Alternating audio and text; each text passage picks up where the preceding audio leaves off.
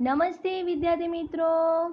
आज मैं standard 5th में ग्रामर में पार्ट 1 लिंग और पार्ट 2 में वचन, ये ग्रामर में आपको मैं समझाऊंगी। तो आइए मैं आपको बताती हूँ वचन यानी कि क्या। जैसे कि वचन के भी दो प्रकार है, एक वचन और बहुवचन। तो आप लोगों ने इंग्लिश में तो किया ही है, वंस और मैनी, एक से ज़्यादा शब्द का उल्लेख होता हो उसे वचन कहते हैं। तो हम वचन की व्याख्या सही ढंग से समझ लें तो ध्यान से सुनिए और पेंसिल हाथ में पकड़िए। इसमें लिखा हुआ है, शब्दों के जिस रूप से वस्तुओं आदि की संख्या का बोध हो उसे वचन कहते हैं। एक से ज़्यादा शब्द का उल्लेख होता हो उसे बहुवचन कहते हैं। और एक वचन किसे कहता है, जिसमें एक ही वस्तु का उल्लेख किया गया हो। जैसे मैं अपने रूप से आपको बताती हूँ, जैसे कि मेरे पास एक पेंसिल है तो यहाँ पे एक का उल्लेख है, अभी मुझे उसको बहुवचन बताना है तो मेरे पास बहुत सारी पेंसिल है। तो इंग्लिश में आप करते हो वंस में पेंसिल, तो उसको मैनी में बताना है पेंसिल, जो आप पीछे एस लगाते हो उसी तरह। तो हमें हिंदी में दो प्रवचन है, एक वचन और बहुवचन। यहाँ पे आपको ऐसे लिखा होगा टेस्ट में हेडलाइंस के एक वचन का बहुवचन कीजिए। तो हमें यहाँ पे एग्जाम्पल के दौरान मैं आपको बताऊंगी तो आपको जल्दी समझ में आ जाएगा। तो आइए मैं आपको बताऊं, यहाँ पे एक वचन और बहुवचन।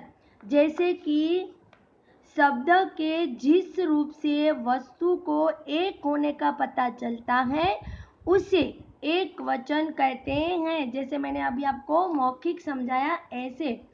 अब है बहुवचन, जिस शब्द में रूप वस्तुओं एक से अधिक, जिसमें एक होने का पता चलता है एक वचन, एक से अधिक होने का पता चलता है उसे बहुवचन कहते हैं। तो मैं आपको उसकी एक्सरसाइज के दौरान उदाहरण कुछ समझाऊंगी, यानी आपको ज़्यादा जानकारी प्राप्त हो।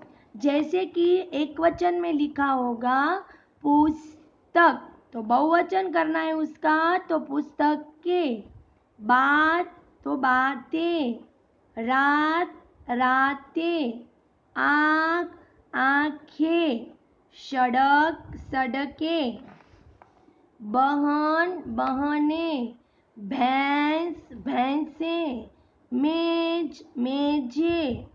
देखो फिर यहाँ आपको कई ऐसे भी शब्द होंगे जो जिसमें मैंने आपको लिंग में बताया कि जिसका एक वचन और बहुवचन एक समान होगा, उसे हम लिंग में एक जैसे एक समान बताएंगे। उसी तरह यहाँ भी ऐसे शब्द ही होंगे। जैसे डॉक्टर है तो डॉक्टर ही रहेगा, डॉक्टरीन नहीं होगा।